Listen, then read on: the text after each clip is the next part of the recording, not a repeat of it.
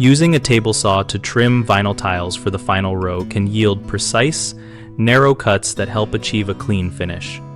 A table saw gives you control over cut width and a consistent straight edge when you need thin strips, which is crucial for that last row that must fit against baseboard or quarter round.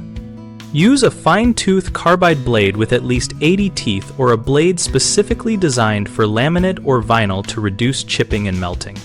Set the blade height so it just clears the tile thickness to minimize tear out, and run the tile slowly and steadily to avoid heat buildup.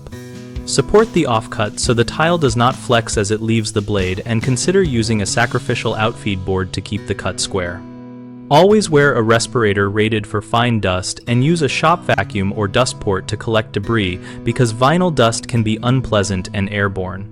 If tiles have a backing or attached underlayment, test a scrap piece first to check for melting and adjust feed speed or blade selection accordingly. The most common mistake is using a rough or general purpose blade, which causes chipping and jagged edges, so switch to a fine tooth or laminate blade and reduce feed speed. Another frequent issue is overheating the vinyl, which can melt the cut edge and gum the blade. The fix is slower feeds, a cooler blade, or shallow passes rather than pushing fast in one cut. A third problem is removing too much material or cutting the wrong face of a tile, which ruins the visible surface.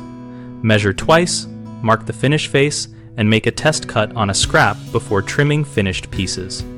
BigHomeProjects.com connects homeowners with local contractors and provides a place to compare approaches for jobs like vinyl tile installation and final row trimming.